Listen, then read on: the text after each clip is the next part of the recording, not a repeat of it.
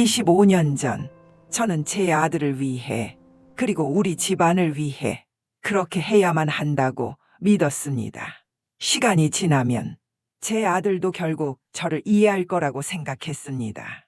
부모가 내리는 모든 선택은 언제나 자식을 위한 선택이라고 믿었습니다. 아들의 행복이 무엇인지 우리가 더 잘 안다고 믿었습니다.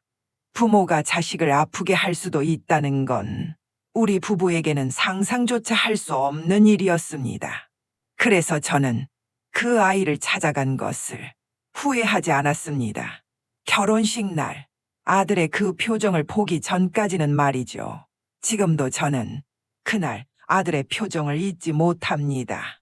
그날 처음으로 내가 내 아들을 가장 아프게 한 사람일지도 모른다는 두려움이 찾아왔습니다.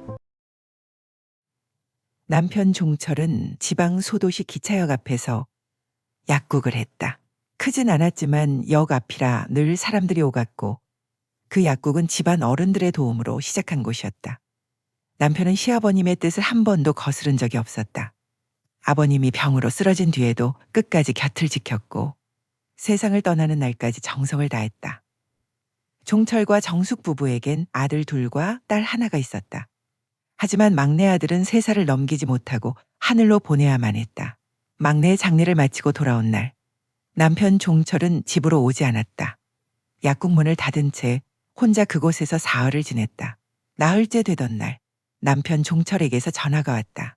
약국 문 열었네. 이제 손님들 받아야지. 자네도 많이 힘들었을 텐데 당분간 몸 추스르시게. 누님이 몇 달 집안일 도와주기로 하셨네. 그때는 남편을 원망할 힘조차 없었다. 정숙도 마찬가지로 아이를 잃은 슬픔에서 한 발짝도 벗어나지 못하고 있었다. 그 후로도 남편은 가끔 막내의 옷가지와 장난감을 그대로 보관해둔 방 앞에서 한참을 움직이지 못했다.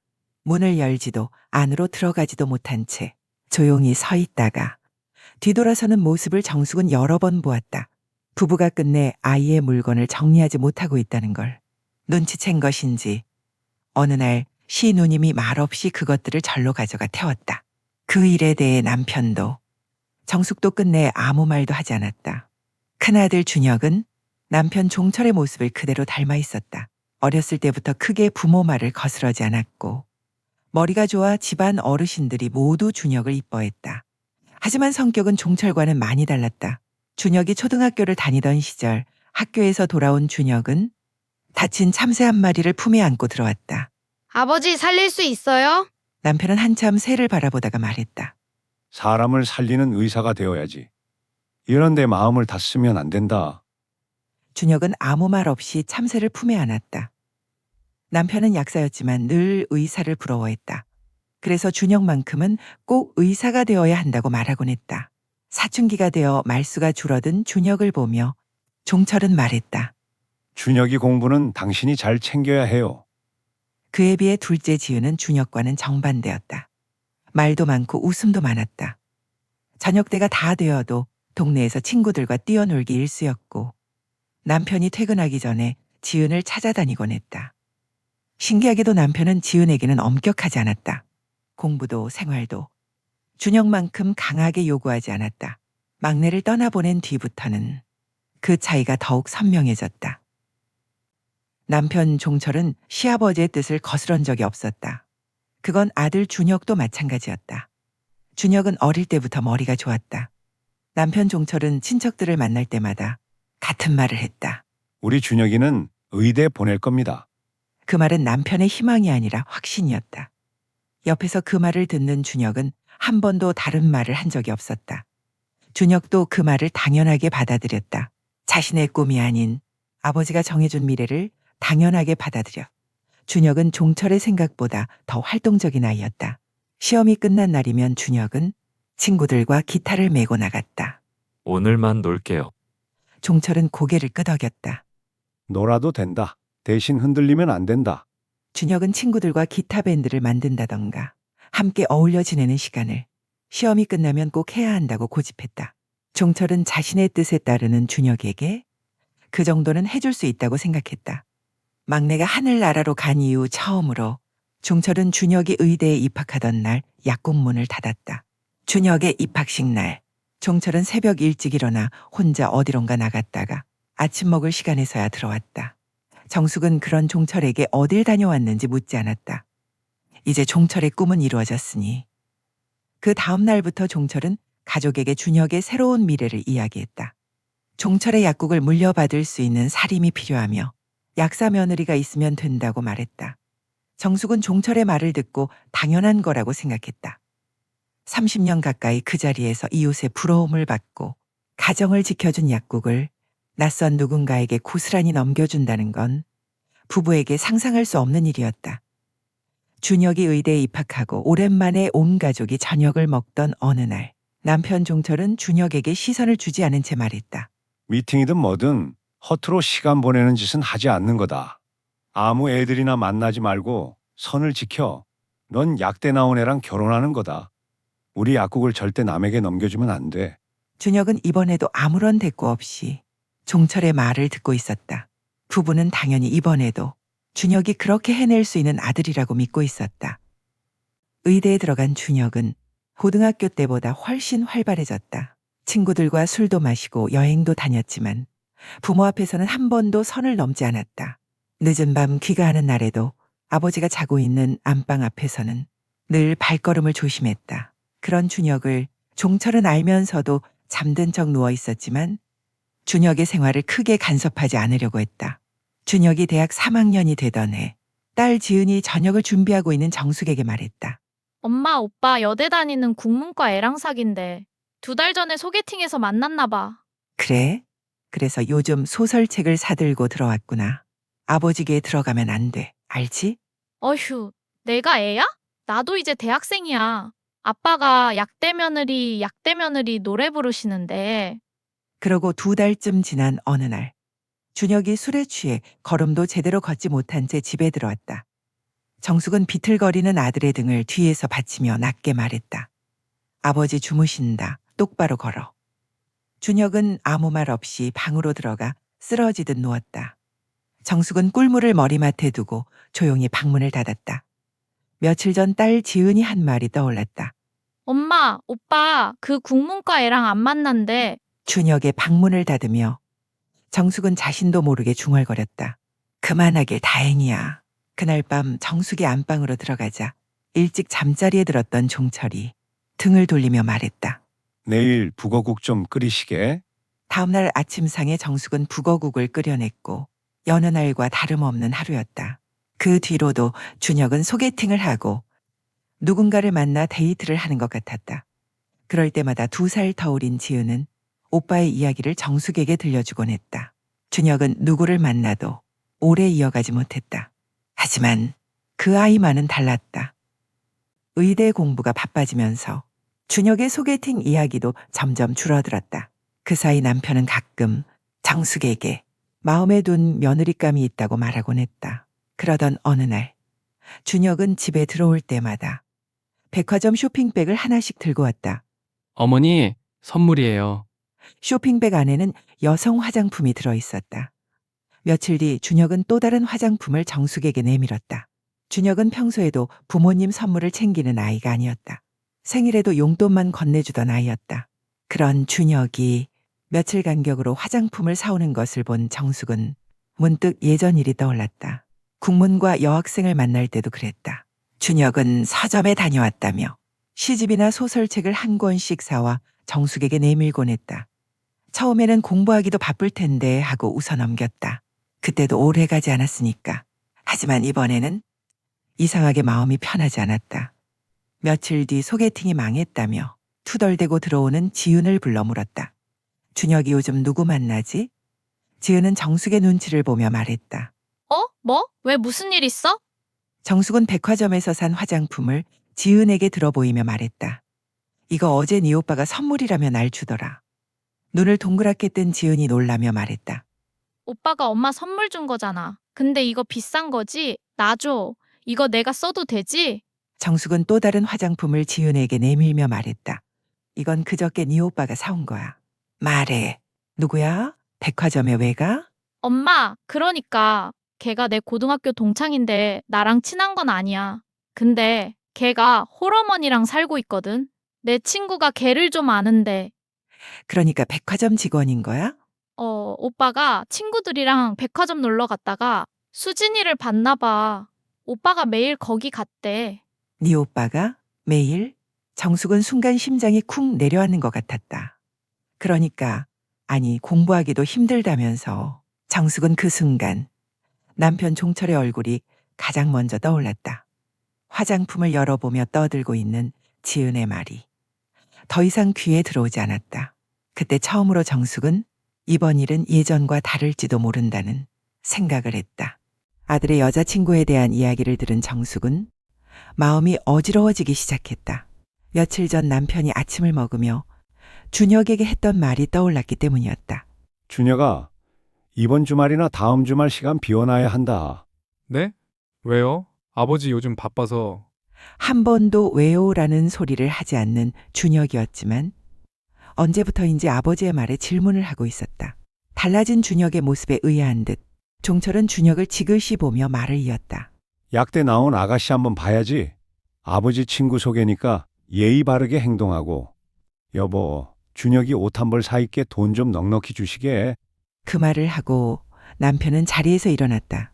정숙은 준혁이 당황해하는 모습을 보며 무슨 말을 하려다 멈췄다. 그날 밤 준혁이 정숙을 찾아 자신의 방으로 데려와 이야기를 꺼냈다. 어머니, 저 좋아하는 사람 있어요. 정숙은 준혁을 쳐다보았다. 준혁은 간절한 표정으로 정숙의 손을 잡으며 계속 말했다. 저 그 사람이랑 결혼하고 싶어요. 아버지에게 말 좀 해주세요. 아버지, 실망시키지 않을게요. 어머니 아시잖아요. 제가 한 번도 아버지 말 어긴 적 없는 거. 정숙은 말을 하려다 말고 아들 준혁을 보았다. 정숙은 그렇게 간절한 표정을 지은 준혁을 본 적이 없었다. 한 번도 부모의 말을 거역한 적 없던 아들이 지금은 자신의 이야기를 꺼내고 있었다. 정숙은 아들을 말릴 수 없다는 생각이 들었다. 정숙은 아무런 말 없이 준혁의 손을 놓고 방을 나왔다. 남편 종철에게 말하지 못한 채 정숙은 며칠을 잠을 설치며 끙끙댔다. 정숙은 더 이상 미룰 수 없다는 생각이 들어 다시 지은을 불러 물었다. 백화점 화장품 매장에서 근무하고 있으며 꽤 성격이 좋아서 사람들과의 관계도 좋다고 했다. 홀어머니와 둘이 살고 있는데 형편이 넉넉하지 못해 대학을 휴학하면서 백화점에 다닌다는 사실을 알게 되었다. 그날 정숙은 백화점이 문을 닫을 시간이 다 되어 1층 화장품 매장으로 향했다. 매장을 둘러보던 정숙의 시선이 한 직원에게 멈췄다. 정숙은 먼저 그녀의 가슴 왼쪽에 붙은 이를표를 확인했다. 이수진. 정숙은 천천히 고개를 들어 그 아이의 얼굴을 바라보았다. 갸름한 얼굴에 환하게 웃는 미소. 그 아이를 본 순간 정숙은 왜 준혁이 그 아이에게 마음을 주었는지 알 것도 같았다. 고객님, 찾으시는 제품 있으세요? 곧 매장 마감 시간이라. 수진이 다가와 웃으며 인사했다. 내가 이수진이야? 수진은 잠시 놀란 표정을 지었다. 네? 준혁이 엄마야. 그 말을 들은 수진은 급히 허리를 숙였다. 안녕하세요, 어머니. 하지만 정숙의 표정은 조금도 풀리지 않았다. 어머니라고 부르지 마. 잠시 정적이 흘렀다. 내 아들이랑 당장 헤어져. 수진은 아무 말도 하지 못한 채 정숙을 바라보았다. 다시는 준혁이 만나지 말라는 거야. 우리 아들 앞에 얼씬도 하지 마. 점점 커지는 정숙의 목소리에 주변 직원들과 손님들이 하나둘 시선을 돌렸다. 고객님, 무슨 일이세요? 다른 직원이 다가와 정숙을 말렸지만 정숙은 시선을 끝까지 수진에게서 떼지 않았다. 분수에 맞게 살아. 그 말을 끝으로 정숙은 뒤도 돌아보지 않고 매장을 빠져나왔다. 백화점을 나선 뒤에 정숙의 심장은 좀처럼 진정되지 않았다. 숨이 턱까지 차올라 가슴을 움켜쥔 채 한참을 걸었다.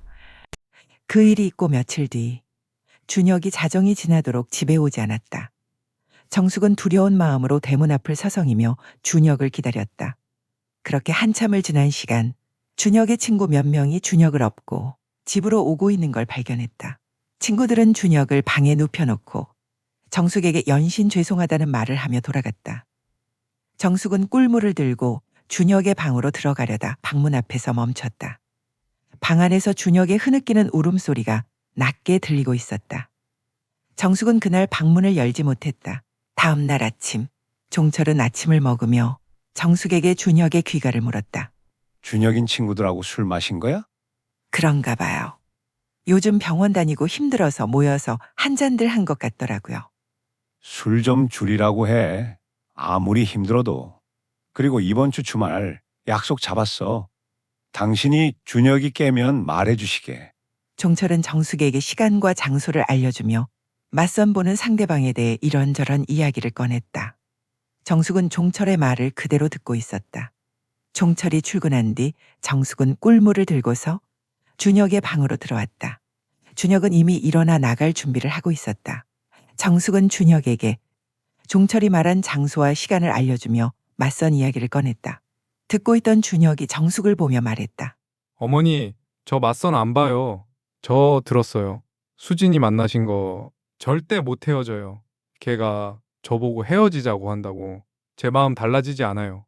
오래 생각했어요. 이번에는 제발 엄마가 저 한 번만 믿어주시면 안 돼요? 애타게 정숙을 바라보는 준혁의 손을 잡으며 정숙은 말했다. 준혁아, 아버지가 지금 결혼하라고 하시는 거 아니잖아. 그냥 얼굴 한번 보는 거야. 엄마 부탁이다, 응? 실망한 듯한 준혁의 얼굴을 보며 정숙은 다시 말을 이었다. 네 얘긴 천천히. 아직 너는 학생이잖아, 그지? 엄마 소원이다. 한 번만 만나봐. 그럼 엄마가 그냥 입 다물고 있으마. 그러니 준혁은 아무 말 하지 않고 정숙이 잡았던 손을 풀며 가방을 메고 방을 나갔다. 준혁이 맞선을 보기로 한 날, 정숙은 집을 나서는 준혁의 손에 맞선 장소와 시간을 적은 메모지를 손에 쥐어주었다. 준혁은 메모지를 말없이 바지 주머니에 넣었다. 맞선을 보고 돌아온 준혁은 맞선에 대해 아무 말도 하지 않고 방으로 들어갔다. 정숙도 준혁에게 묻지 않았다. 종철은 시아버지를 그대로 닮았다. 정숙의 시아버지는 인자하신 듯 하면서도 말수가 적어 어려웠다. 그에 비해 종철은 중요한 결정을 앞두면 늘 정숙에게 먼저 자신의 생각을 말했다. 준혁이 돌도 되기 전이었다. 우리 준혁이는 의사가 될 거야. 돌상을 차리던 정숙은 웃으며 고개를 끄덕였다. 그 말이 이상하게 들리지 않았다. 막내를 저 세상으로 보낸 뒤 종철은 아이들에게 더 다정해졌다. 정숙은 그 이유를 묻지 않았다. 약사 며느리 이야기를 꺼냈을 때도 정숙은 크게 놀라지 않았다. 그 또한 종철다운 생각이라고 여겼다. 하지만 마음에 걸리는 한 가지가 있었다. 종철 집안의 남자들은 쉰을 넘기지 못했다. 그래서인지 종철은 준혁이 대학교에 입학하면서부터 병원에 직접 가서 검진을 받았다. 예전엔 건강검진을 받겠다고 병원을 찾는 이가 드물었던 시절이었다. 정숙은 남편에게 아무 일도 일어나지 않을 거라고 믿고 있었다. 아무리 집안 내력일지라도 종철은 약사였다. 그리고 시간을 내어 검사를 받고 있었다. 하지만 혹여라도 생길지도 모를 불행을 잠시라도 미뤄두기 위해 약사 며느리를 정한 건 아닐까라는 생각이 들었다. 준혁이 맞선을 보고 난 며칠 후 종철은 정숙에게 말했다. 여보, 이번에 검사 결과가 별로인가 보네. 준비 좀 해주시게. 내일 병원에 입원하기로 했어. 아이들한텐 자네가 잘 둘러주시게. 종철은 아무 일도 아니라는 듯 약국으로 출근했다. 현관문이 닫히는 소리를 듣자 정숙은 그 자리에 주저앉았다. 종철이 입원한 지 며칠이 지났다. 몇 가지 검사를 마쳤지만 의사는 조금 더 지켜보자고 했다. 아이들에게는 위내시경 검사를 위해 며칠 입원하는 것뿐이라고 둘러댔다. 오후 회진이 끝난 뒤 약을 먹고 잠이 들었던 종철은 눈을 뜨자 정숙을 침상 옆 의자에 앉으라고 한 뒤 말했다. 괜찮을 거야. 큰 걱정은 하지 마시게. 하지만 준비는 해둬야 할 것 같아. 준혁이 맞선 본집에서 우리만 좋다면 약혼식을 하자고 하네. 자네가 준비해야 할 텐데. 괜찮겠나? 정숙은 입술만 깨물었다. 준혁이 이야기를 꺼내야 할지 몰라 망설였다. 잠시 정숙의 표정을 살피던 종철이 다시 입을 열었다. 왜 그러시나? 자네도 알잖나. 종철은 잠시 말을 멈추고 심호흡을 한 뒤 말했다. 혹여라도 내가 다시 한번 종철은 호흡을 한 뒤 말했다. 준혁이를 장가라도 보내놔야 내가 마음이 놓이지. 집안 기둥은 세워놓고 가야 하지 않겠나? 그 말을 듣는 순간 정숙은 남편보다 아들 생각을 한 자신이 원망스러워 고개를 돌려 눈물을 닦은 뒤 어렵게 입을 열었다. 여보, 준혁 아버지, 준혁이가 사귀는 애가 있나 봐요. 병실이 조용해졌다. 종철은 침상 난간을 잡고 있던 손에 힘을 주었다. 손끝이 조금씩 떨리기 시작했다. 그걸 왜 이제야 말하는? 그 말을 하던 종철은 헛구역질을 하기 시작했다. 놀란 정숙이 종철의 몸을 붙잡으며 의사를 부르겠다고 하자 떨리는 목소리로 종철이 말했다. 준혁이를 불러. 정숙의 손을 꽉 쥔 채 종혁이 숨을 거칠게 내쉬며 말했다. 당장 준혁이 불러. 당장. 계속해서 헛구역질을 하는 종철에게로 간호사들이 뛰어와 호흡을 진정시키고 맥박을 재었다. 잠시 종철이 안정된 모습을 본 정숙은 집으로 전화를 걸어 준혁을 병원으로 오게 했다. 병실 문 앞에 서 있는 준혁을 본 정숙은 아들의 손을 잡고 말했다.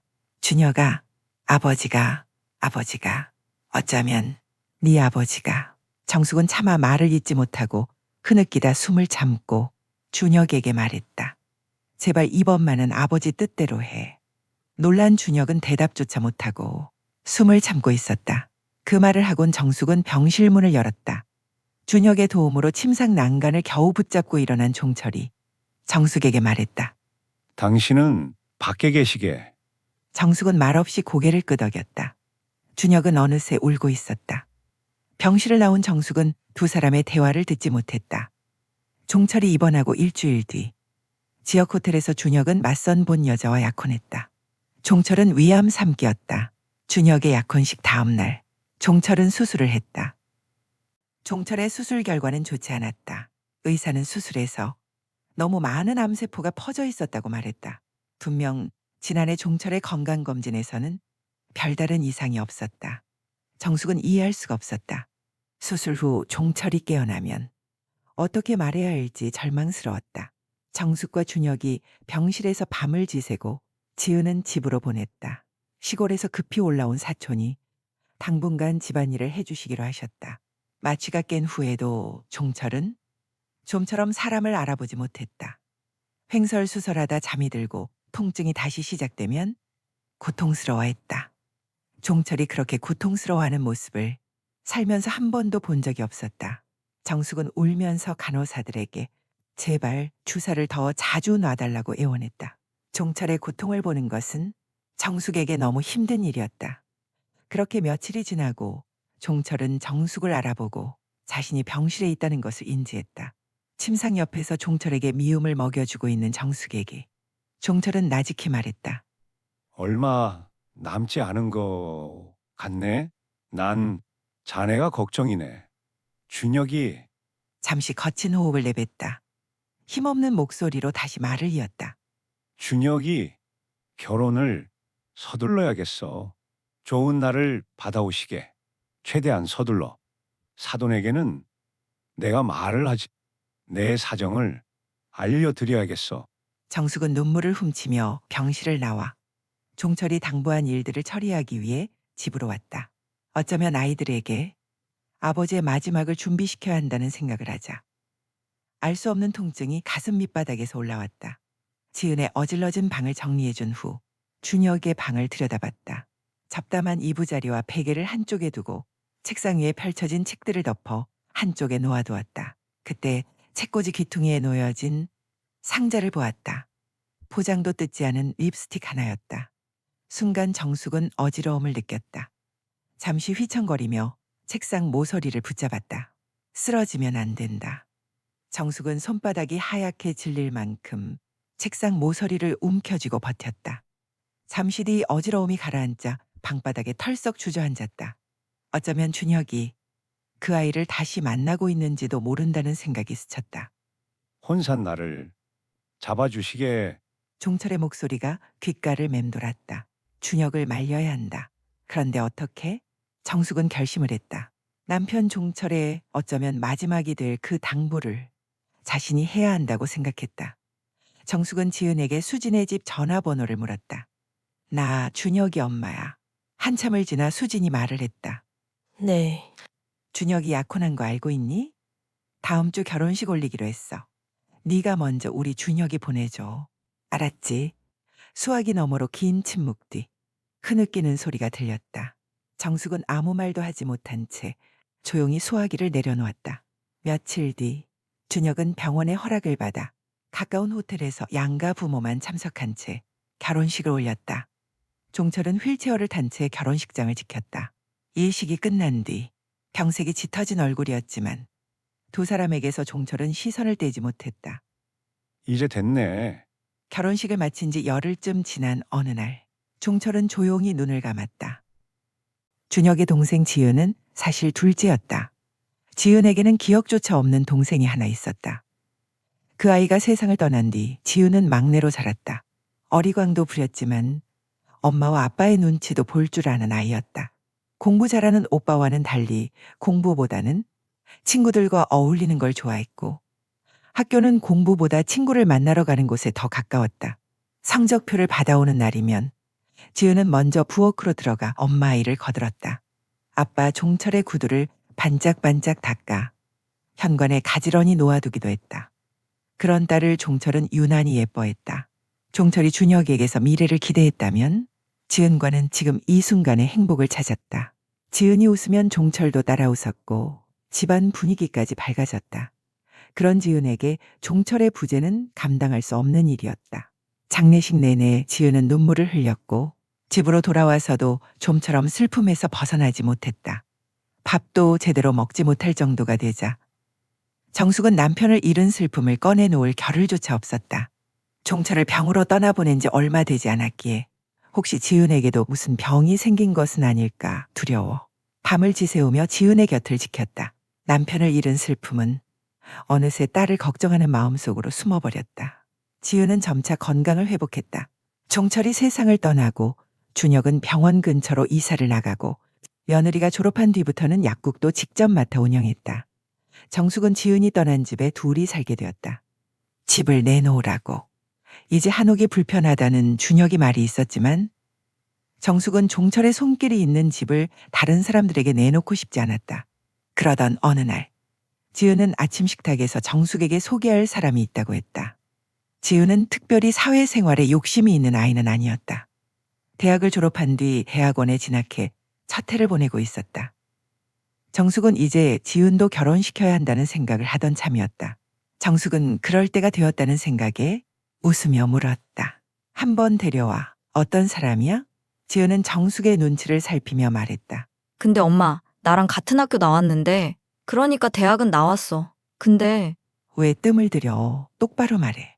회사 다녀. 회사 공단 쪽에 있는. 안 돼. 너도 그냥 오빠처럼 선 봐서 결혼해. 집안도 중요한 거야. 집 앞벌이만 하면 가족은 어떻게 먹여 살려? 오빠 친구를 소개시키든 엄마 친구한테 선자리 넣으라고 할 테니 이제 대학원 그만 다니고 결혼해. 나이 더 먹기 전에. 그러자 지은은 식탁에 수저를 놓더니 말했다. 싫어. 난 오빠처럼 결혼 안 해. 새언니 얼굴 봤지? 오빠한테 웃지도 않아. 엄마, 나 이 사람 없으면 못 살아. 엄마, 제발. 그날부터 지은은 식음을 전폐했다. 일주일 동안 고집을 꺾지 않던 끝에 결국 정숙이 결혼을 허락했다. 엄마 어디세요? 오늘 김 약사 손주 돌잔치 있어서 호텔에 와 있어. 점심 먹고 갈 거야. 전화를 끊으며 정숙은 호텔 로비로 들어갔다. 행사가 있는지 여기저기 사람들의 분주한 움직임이 보였다. 정숙은 그곳을 막 지나가려던 순간 홀 입구로 들어가고 있는 세련된 옷차림의 여자를 보았다. 화려한 의상을 입고 사람들에게 고개를 숙여 인사를 하던 그 여성과 눈이 마주쳤다. 순간 두 사람은 서로를 알아보았다. 정숙은 자신도 모르게 말이 나왔다.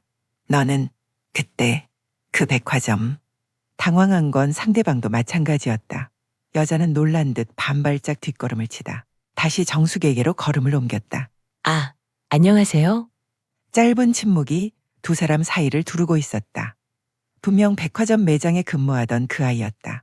네가 어떻게...